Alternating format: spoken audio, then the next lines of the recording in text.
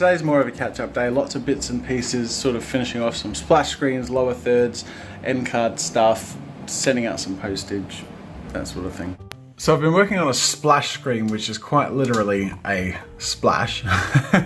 And it's been a real tricky thing to get, you know, looking decent, and it's lots and lots of layers. But I wanted it to sort of unfold in a way so that it sort of goes into the video itself, which has been a bit tricky because it's been hard to find the right sort of footage and right sort of images to create a nice animated effect. So it's sort of like a mix between video and image mixing, and I really obviously need the outsides to be see-through too. So there's a whole bunch of different like random color changing stuff that I had to do, but we got there in the end. Anyways, the next thing I need to do is create a sound. So again, from this Audio Blocks website I subscribed to yesterday, I've been using it for sound effects, and I gathered a whole bunch of audio, just some random stuff like this.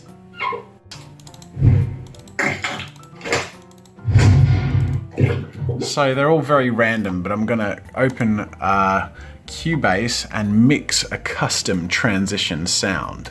I've been playing around with all these different audio clips in Cubase, and this is what I've got so far for the custom transition splash sound. And I still need to add a little bit at the end for like a wipe away sound, but I haven't figured out the visual effect yet. So I'll do the visual effect first, but I'll render this and bring it into Premiere. And this is what it's like with the sound and the visuals. It's obviously a bit hard to see, but you get the idea. And then in context, in an actual scene. And then with that applied, I should be able to change the color of the transition with this color wheel here, so that every time the splash transition happens, it's different. So we can have a red splash or a purpley splash. So that's a different color every time. I just got an email, which has got me really excited. I'll give you a sneak preview, but this is going to be one of the little pieces of polishing that I'm going to be adding to future Challenge of the Month videos. You ready? Let me just click play. It's time for the Challenge of the Month.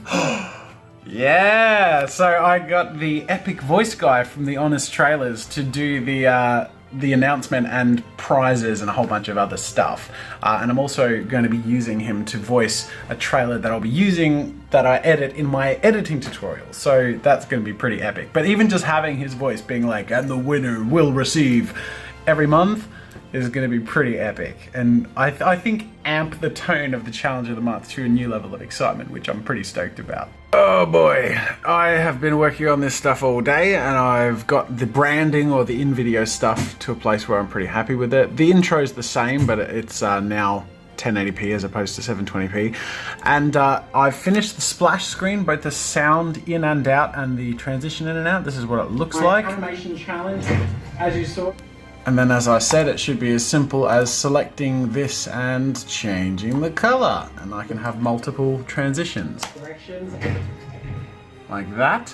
Other than that, this is the lower third I did, but I wasn't too pleased with it, and it feels a little bit out of place with the other splash style branding that we have in these transitions and then in the intro. So I made a new lower third, or I suppose you'd call it an upper third, which is a little bit more like paint style, and that's what it looks like. I put in a sample card here. This is just to help me position it to sort of know what it'll look like in context when there's a clickable card. And then last but not least, I have the outro, which I am very pleased with, and this is what it looks like in context. Gentlemen, I will see you later. Make sure to subscribe to my channel to see more of my videos. And while you're at it, check out my shop where I sell ebooks, brushes, photo references, video courses, and more. I'm nearing the end of putting all these refinement pieces together for almost the relaunch of the channel in 2017. It's not a relaunch, but it feels like that, because with higher resolution, with all new end screens, splash screens, music, all that stuff, I don't know. I'm looking forward to it, and I'm really enjoying how this stuff has come along.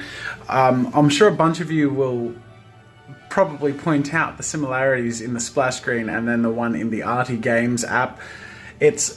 both of which are inspired by that Nickelodeon thing from ages ago, you know, the orange ball that hits the screen and then fades away. So yeah, I don't know, it's an aesthetic I kind of like, and I thought I'd just carry it over onto the main channel if I could make it look good, and I'm happy with how it looks. It's fun, it's colourful, it's creative chaos in visual form, and that's what the channel's about. So there you go. Anyways, question of the day comes from Wolfie, who says, where do you put all your art? Traditional and digital, because I love your work and always use them as a reference. I keep all of my traditional art in a filing cabinet in my room over there, but I scanned in all my major pieces a long time ago, and I keep all of my digital and those scanned pieces in folders in my computer, which I've also compiled into my artwork archive, which is available on the jazzastudios.com shop. Hashtag shameless plug. But yeah, I'll be updating the archive bundles in the next couple of weeks, and you can check that out. I update it every year, and that comes with all of the high resolution art. And I think in particular, if you're interested in certain artworks that I've done in streams, I keep all the art I've done in streams, and all of the high resolution artworks from all those streams are available in that artwork archive, so feel free to check that out. That is it for today, ladies and gentlemen. Thank you so much for joining me. And what is it? It's Friday. It's Friday! Oh my goodness. Okay, so no questions of the day on the weekend. And I'm gonna just be pretty chill with vlogging on weekends. I might occasionally do like a combined 2 days in one vlog. I might do 2 days and keep them simple. Sometimes I'll do more adventure-y full-on stuff, but I think in general weekends I'll keep pretty chill moving forward. It'll give me time to have a bit of headspace and a bit of a break, but you can expect the occasional or semi-regular weekend vlog. Otherwise, I'll see you later. Oh yeah, it's the weekend. Cheers.